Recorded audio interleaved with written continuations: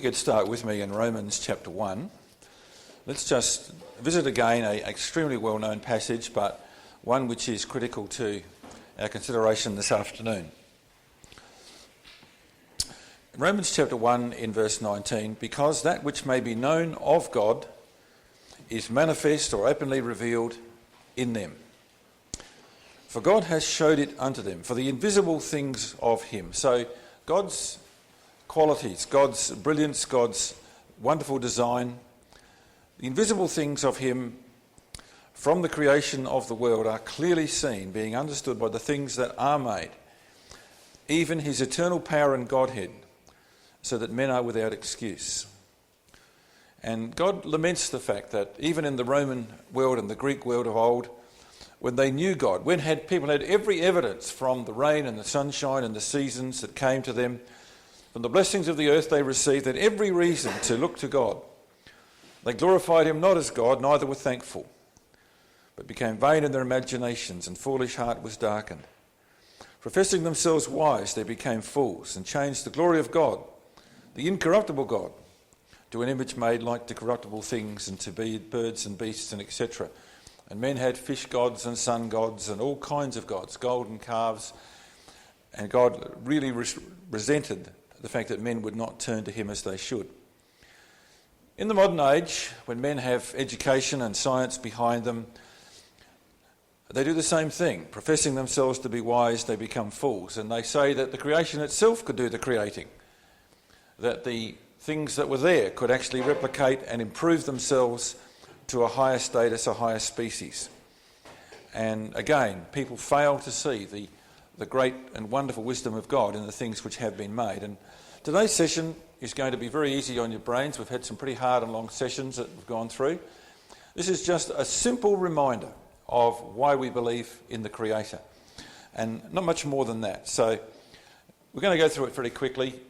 Why we believe in God, the brilliant and wise Creator, just to reinforce things that I'm sure you already know, but just so that we don't miss out on what is essential. Now, we live in a universe. Any human being, it says there, the things which are clearly seen. What is clearly seen? Well, we can actually see a lot more than the Greeks and Romans could, because we do have science telling us how things work. The universe has laws and orders. They are astounded. We've quoted before how finely balanced the universe is, the forces that pull in opposite directions that keep the universe together, and how incredibly complex that is, and how much of a margin of error there isn't. And our Earth being placed in such a position with all the conditions upon it, with 122 unique factors that make life possible to exist on this planet. And it's a lot of factors. The scientists have actually added up the list. There's 122 things that are regarded now as essential to life existing on this Earth. The array of intelligent and incredibly intricate life. The very fact that we humans have incredibly developed minds with a moral capacity, which the animals don't have. And we have the Bible. So we actually have the Creator's instructions. The Maker's instructions are given to us. I made the world, and here's why I did it. Here's how it works. Here's how you work with it. God has given us the Maker's instructions as well. So we have a purpose and a reason for the creation. So we've got everything we need to really understand what God wants us to appreciate. So any person facing the undeniable facts of the fact that we are here in a unique universe and a unique planet can only say one of two things. You can either say God made it by miraculous power in a way far beyond our comprehension, and he has a plan to fill it with his glory. Or you can go to the atheism line, everything came to be from nothing by random chance with no purpose at all. And that's the stark choice you're faced with. And in between we have our TE brethren who try and say, well, we want the evolution model and to fit it in with the God who created. We've already looked at those statements, but this is our paradigm. He that cometh to God must believe that he is. And we start from that premise that we do believe God is. And we're going to try and reinforce why we believe God is there, because of the things he has made. And God makes that opening statement, he created the heavens and the earth. And it was an amazing thing when they got the satellite up, or the men up in space, and they could look back at the earth and see it there hanging in space as God said it did. God created the heaven, God formed the earth, he made it, he created it not in vain, he created it to be inhabited. And simply as that, this is a planet that is absolutely perfectly designed for the sustenance of living things. You've got an atmosphere. Very few planets have any atmosphere at all. You have a terrific balance of gravity on our planet, which is just right for the things we need to do. You have the water cycle, which is a fabulous water cycle mentioned in the book of Job in great details. You have the oceans and the ocean currents. You have the actual axis of the earth being tilted to make life possible. So many things. Outside of that, what have you got? Well, you've got evolution, which is unproven, unscientific, a very vain attempt to take God out of the picture. No reason for it, just total reliance on purposeless, directionless chance. So it's not much of a choice really, is it, to actually say, well, I'm going to have faith in God because there's some meaning at the end of it, or to believe in evolution where there's no purpose and no reason for it. Evolution, why is it popular? Well, we've already discussed this. Academic organisations are funded by secular governments, and therefore you have to line up to be funded or employed. Scientists are obliged to support the generally accepted but godless ideas to get funded. Men don't want to face up to a creator God. But look at that last statement.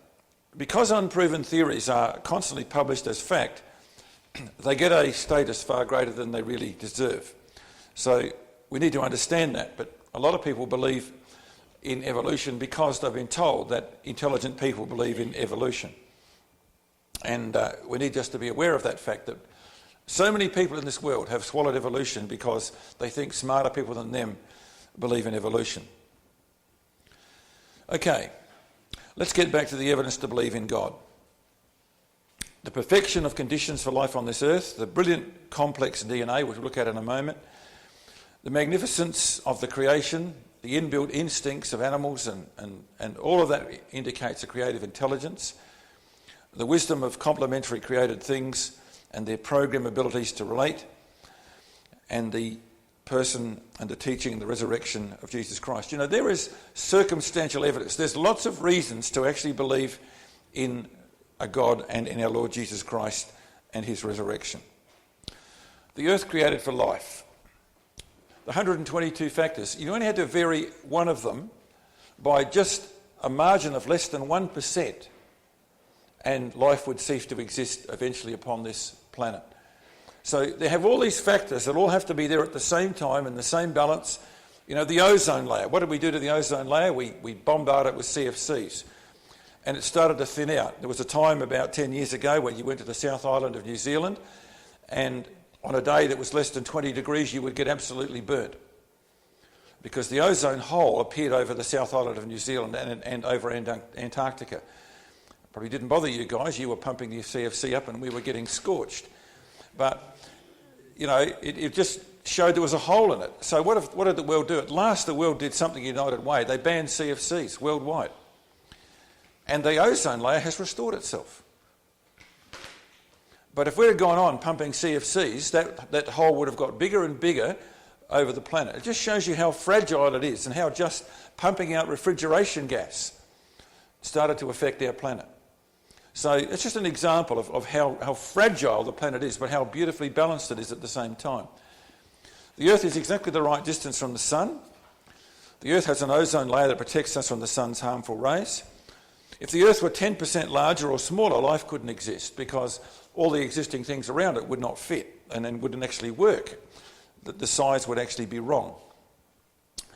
We have oxygen and water not found on any other planet. The moon is exactly located to make the tides work at the right times, and the tilted axis makes the seasons possible. And you can just see this is an incredibly beautifully designed planet that we live on. It has a precise magnetic field, the relative size of the sun and the earth. So if the sun or the earth were bigger than each other, when they would actually have a different bearing on each other. And then you've got the combination of carbon, hydrogen and oxygen and their compounds that exist together on the earth today. This is from Lawrence Henderson, a noted biologist. There is in truth not one chance in countless millions of millions that the many unique properties of carbon, hydrogen and oxygen, and especially their stable compounds, water and carbonic acid, which chiefly make up the Earth's atmosphere, it's not one chance that they should simultaneously occur in the three elements. There must be a law that connects them. These are no mere accidents. So, a biologist looks at the creation and says, look, this is just so incredible. It's just unbelievably that this should all happen together at the same time in the same place, and that they should be so beautifully balanced to create the water cycle that we need. Stephen Hawking. The odds against a universe like ours emerging out of something like the Big Bang are enormous. I think clearly there are religious implications wherever you start to discuss the origins of the universe. There must be religious overtones. But I think most scientists prefer to shy away from the religious implications. And, here's a man who's regarded as the world's most respected physicist who says, well, really you've got to go in the direction of religion, because it's just all too amazingly impossible for it to happen by chance. And, there's a man that's prepared to say it. You've got to get religious. Now, not that he's greatly religious, but he says it's the best avenue to look in. So it takes more blind faith to believe in spontaneous evolution than to believe in an intelligent creator. We've looked at the Paley principle. We'll go past that one. Okay, let's go on to a few examples of God. God made a challenge. Have you entered the treasures of the snow? Have you seen the treasures of the hail? You know this one very well. That was written in the book of Job. Job's conversation with God occurred way back in the time of Abraham, around about then, when Israel were in Egypt possibly. So you're talking, way back 3,000 BC, or 3,000 years ago from where we are today. Did anybody ever understand that until they got a microscope out? Well, we know what they saw, don't we? You put snowflakes under the microscope and you see incredibly beautifully coordinated and always symmetrical six-sided, or based on six-sided figures. So everything's based on the number 6, and they're incredibly symmetrical, and they've never found two the same. So you can go through the snowflakes, and they're all different, but they're all based on six-sided shapes. So quite amazing, isn't it? Just to go back through those, getting ahead of ourselves, but you go through it's just the beautiful shapes. Some of these are just incredible with the thing, but that's a whole bunch of little six-sided shapes on that one. And it's just almost unbelievable that it wasn't designed. And, God said that 3,000 years ago. Have you seen the treasures of the snow? Job, you haven't seen it, have you? I have, because says God. I know what's there. And our modern scientists have helped us to find that with the microscopes that we now have. So, God said this, in the book of Job, ask now the beasts, and they shall teach you, and the fowls of the air, and they shall tell thee. Speak to the earth, it shall teach thee, and the fishes of the sea shall declare it unto thee. Who knoweth not all those things that the hand of Yahweh hath wrought this? So the Bible's advice is, look at the animals, look at the birds. Well, let's look at a couple. Geckos, how do they walk anywhere? They can go up sideways up a wall, they can walk on glass, upside down on glass. How do they do it? Well, again, microscopes, actually, they've got huge microscopes now, actually tell us how it's done. Now, God said this, there are 4 things that live upon the earth, they're exceeding wise. The spider, it should actually be the gecko, because the poor old English had never seen geckos when they translated in 1611, so they put in spiders. But it's actually the gecko taketh hold with her hands and is in the king's palaces. So a king builds a beautiful palace, and all of a sudden looks up and there's a gecko sitting up above him on the roof, and probably to drop on his head at some stage. And how do they get up there? How can they go up the walls and across the ceiling? Well, they've actually looked at this very, very finely. So the secret we now understand. It's only possible to see with modern technology. They have millions of microscopic hairs on their feet, so small that they can attach themselves to the molecules of the surface, even of glass.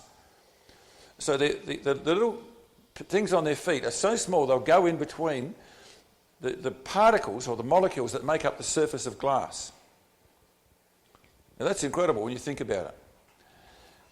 Each microscopic hair splits, exposing up to 1 billion tiny spatulae to act like an adhesive. So their feet look, if you look at them under a microscope, they look like they're all hairy feet. But each hair has got 1 billion little parts to it. So I'm just going to show you this. Now, bear in mind, this is going down, all right? So there's the foot. So we take from the foot, I'll just put the pointer on. We take from the foot a little section of the foot. So you see these rows of hairs. So we take from a row of a hair, we go up here, we look at what that row, then we go from the hair and we go down here and we see these little things on the end. And we're going, so we're down to 100 here. And then from these, we've got these little tiny spatulas, this little tiny little hook thing. And there's 1 billion on each hair. So, we're getting down where it's incredibly impossible for us to see it. So that's how fine the gecko's feet is. And yet God knew this. He says the gecko can walk across the ceiling. You can't understand that. I can. And this is a photograph getting right down to the thing, the millions of contact pads. And each one of those is made up of little hairy things as well. And it just keeps going down and down in size. And yet it works. And so the gecko, now this is amazing. A gecko can support itself entirely on one toe. So you can put one toe on the roof and hang off one toe. One hair alone could take the weight of an ant. So just one little hair hooked in can actually hold an ant up.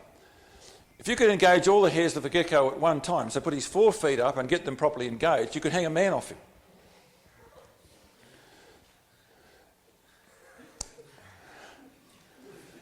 Probably the gecko might break in the middle, but the feet wouldn't give away. All right? So it's just amazing when you think about it, the adhesive power of that gecko. Now, God knew about that. And that's the important thing, yeah. And does the U.S. military grants try to replicate that? Yeah. Using nanotechnology, and they still haven't been able to do it. They can't do it. They're just trying to replicate Yeah. the feet of a gecko. Yeah. Although someone did say this is how they invented Velcro, by trying to work it out, the similar principle for Velcro. So, okay, so that's just a little example, just to do it. I'm going to give you another one you might not be aware of, the Japanese honeybee. Now, when the Europeans went across and they eventually started to trade with Japan, they found that there was a totally different strain of bees, and the Japanese had their own bees they'd had for centuries. And the Europeans said, look, we've got better bees than that, we'll bring them over here to Japan and you can have a better strain of bees. Problem was, there was a wasp in Japan that ate all the European bees. And this is the Japanese hornet. And all the imported bees that came to Japan got gobbled up by the hornets. And so they said, well, look, this is a bit odd, that the hornet just goes in and he's so much bigger than the bees, he just kills all the guard bees and he goes in and eats the larvae and he just wipes out the whole hive. So why did the Japanese bees not get eaten out by this guy? So the Europeans were quite amazed about the Japanese bee. What have they got? Well, the European bees, their defence is they send out guards and they sting and they'll fight and take you on. So they watch what the Japanese bees do, and the Japanese bees don't do that. Now, this is the instinct that God gave for them. When the hornet turns up, they don't bite him, they don't sting him, they just surround him. So they jump all over him. They don't sting, they jump on the hornet and totally enclose him in a mass of bees. Then they vibrate their bodies over about 15 minutes to create heat up to 47 degrees. At 45 degrees, the hornet dies. But they can survive to 48 degrees. So they all just get there, just get around him so he can't move, and they just all vibrate until they cook him. And when he's dead, they said, right, sure, we've got 1 degree to spare, we can back off now, and we're okay. And how do they work it out? I mean, how do they work out how to do that? And of course, the imported bees never ever got to evolve the defence. They just got wiped out time after time. And having failed, there's no chance of evolving. So, this is incredible wisdom that God's put into the honeybee. And there's a photograph of, the Japanese bee suffocating an invading hornet. They just heat him up until he dies. And God says, who has put wisdom in the inward parts? In that case, that hornet and those bees live in the same territory, and the bees have the required defence to protect themselves from annihilation.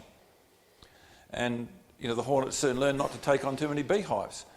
So it's just an amazing example of the wisdom in the inward parts that God said. Go to the animals and ask them.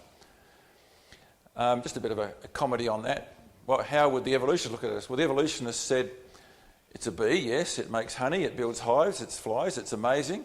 This bee evolves through mindless, unguided processes I can't investigate any other possibility, whereas the creationists can look at it and say it testifies to the beauty and the wonder of the Creator.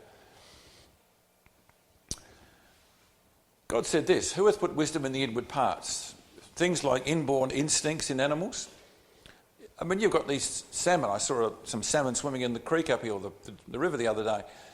How do they know? You know, they go off for years into the ocean and they come back, years later, and find exactly the same stream. I mean, who put that into their brains? To be able to locate that same stream that they come back to. Working with other plants and creatures, we talked about that animals and plants work together, different animals work together. Camouflage, we'll show you some of that in a moment. Migratory knowledge, birds, how do they know that they've got enough food to fly from here to here? And how do they know where they go back to the place where their parents were, generations before? Homing instincts, pigeons that can work out, you can take them with you in Australia, they put them on a train, send them up to Darwin, which is about 3,000 mile away, let them out, and they go up, fly straight back to their home box. And how do they work it out? You can do anything and send them any direction you like, they'll always come home. They've got a homing instinct. Senses of smell and hearing. There are moths that can actually find their partner from 5 miles away. And the actual amount of scent being put out, you can't even hardly measure it. And yet that moth can pick it up. And of course, we know the sense of smell in some animals and so forth. Foreknowledge of weather. The dogs know when the storm's coming. They start getting jittery when there's lightning on the way. Animals know when to hibernate. In Australia, we have the ants, when they know rain is coming, they build covers over their nests and so forth. Radiolocation with bats and other things like that. What do you see?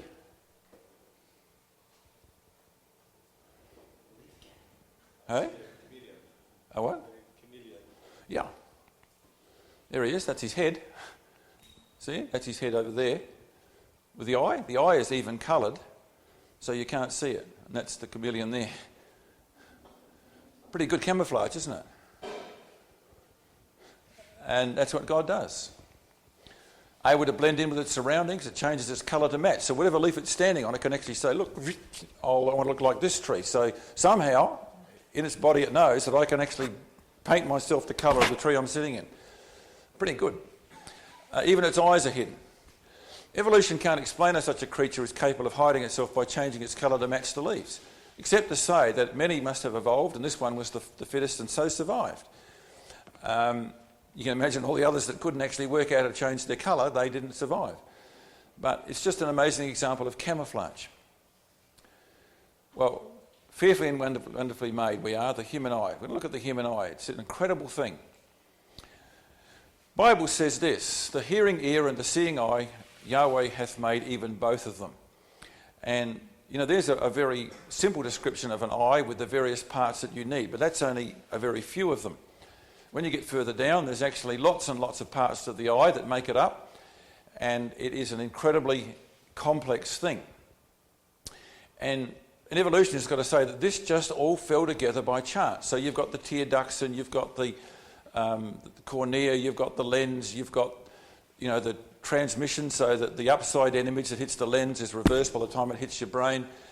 And you've got all these different layers of things that actually do their own job of reflection and so forth. And it's an amazing, amazing thing with all the muscles that go around it. Look at the human eye. Evolutionists, this eye is functionally flawed because they say that, that the eye has actually got an inbuilt stigmatism. So that there's actually a thing there that we don't always correctly focus as quickly as we should. The evolutionist says, there's something. What an idiotic design. I can conclude that no one created it, it came from nothing. So the evolutionist says, if I can find that I don't think it's perfect, then obviously it's still evolving, or it's not something that an intelligent designer made. So let's look at the eye. When we're conceived, 1 million optic nerves start to grow outward from the eye and the brain. So when that fertilised cell starts to divide up, the part where the eye has and the part where the brain is going to be, they start to grow. 1 million nerves start to grow, and they have to find each other and join the right one of their partner. So they're like fibre optic cable, and they grow through the flesh as the baby is growing to find each other. and they have to find the precise counterpart so the eye can function. Now this is something, you're looking at something in this big, the time a child is first conceived, and that's when the optic nerves are growing at 1 million of them, growing towards each other. So we're talking absolutely microscopic. The eye can adjust at phenomenal speed to light variations, spherical and chromatic aberration, distance and movement. And you know that you can be looking at something in the distance, you can turn around and you can focus here. And the eye's adjusted to that focal length. And, your eyes adjust to the dark and all these other things we adjust to. And it has an incredible ability to adjust itself. If you've got a projector, you've got to come up and you've got to quickly turn the lens, or anything else we use, like binoculars, you've got to adjust them to the length. The eye can adjust to any number of situations in a very, very short space of time. So more facts about your eyes. The eyes have 2 million working parts, 8 million cone cells to detect colour, 20 million rod cells to detect contrasts. You can actually work out 500 different shades of grey. So if we lined up 500 shades of grey around here, you could actually see the difference between them. And you could say this one's not the same as the next one. We blink 4.2 million times a year, because most of the time your eye blinks so fast you don't even know it's happening. But your eye is actually cleansing itself and lubricating itself all the time. Eyes don't need to rest. Amazing. The only muscle in the body that doesn't need rest is our eyes. So theoretically you could keep your eyes open forever and they wouldn't ever get tired. Eye muscles are the strongest body for their size. They're 100 times more strong than they seem to need to be. So they're amazing muscles around the eyes. The lens changes shapes for different distances. The pupils dilate for light intensity. So they are they can vary themselves enormously as they go along. But look at all the different types of eyes God's created. There's not just one model here. You can have eyes that are on owls and, the seal and the porpoise and, goats. They're all different eyes. And some of them have different mechanisms. It says in Psalm 94, "Understand, O dullest of the people, fools, when will you be wise? He who planted the ear, does he not hear? He who formed the eye, does he not see?" And people tend to ignore God, and yet God can make all these different eyes work and work for the creature for whom they are placed on. Life shows the existence and the plan of God. Every faculty proves the purpose of its existence. What of the human mind? Think about the human mind as different to the animal mind. Now we know the principle from Genesis 1, the likeness of God, the mental and moral capacity we have to think like God. But you think about it. We can have love and we can have spiritual thoughts. We can pass on our wisdom to future generations. We can reason, think and believe in future things. An animal's future really amounts to finding a mate and finding a meal. And beyond that, there's not much else they think about in the future. So, but we can believe in a future hope. We can believe in a future life. We can experience pride and show gratitude. We can discern right from wrong. We have morals and values. And we have the ability to worship a God we do not see. And it just shows that all the faculties that we have in this human mind, that we are the top of the creation, not because we're smarter than the animals, but because God has made us like himself. And we should have dominion, therefore, over the things of the flesh. So God's challenge, we saw that before, but just remember that God says, the very fact of the things that I have made means you can ask me about things to come. So if we've got the brains to look at the creation and say, there is the testimony to the fact that there is a brilliant creator out there, we can go to God with confidence and say, tell us what the future holds. And we can have faith in that because God who made the earth guarantees that that will come to pass also. So how did life come? Well, Darwin can't explain it. Science can only suggest spontaneous generation, and evolution offers no examples at all. So there's lots of reasons for us to believe in God. I'm probably going to cut it there. DNA. We'll just come to DNA briefly and just mention that. One of the most greatest things in recent times to actually back up the existence of God has been the discoveries of DNA. And we've got a DVD tonight that will go into this in much greater depth. But Watson and Crick back in 1954 first discovered DNA, and we've had 50 to 60 years of work on DNA, and they are still learning more and more about DNA all the time. Human DNA has 30,000 genes in a 0.005 millimetre diameter spear. So you try and think of something that's 0.005 in diameter, and you've got 30,000 genes inside of that.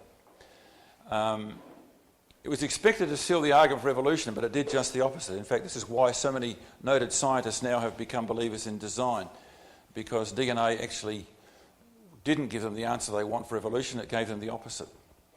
So how did it come? Well, God said everything after its kind, and now we have the proof that God actually programs DNA. And this remarkable chain of atoms that God put together regulates life. And look at that. And the Bible said in Psalm 139, we are fearfully and wonderfully made. And the word there, wonderfully made, is in the Hebrew, woven together. We are woven together. And they find this thing that looks like a bit of tapestry. Every one of you has enough DNA that if we actually could get it out of you and stretch it out so all of those colours were in line, in a straight line like a straight of beads, it would go once around the earth. One person's DNA. So that's how long the strands are when you actually put them out end on end like that. You know when it says,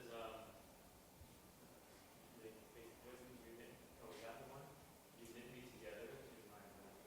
together? That's where it says, yeah, we're knit together, fearfully and wonderfully made. It's the same word as we're knit together in my mother's womb, yeah.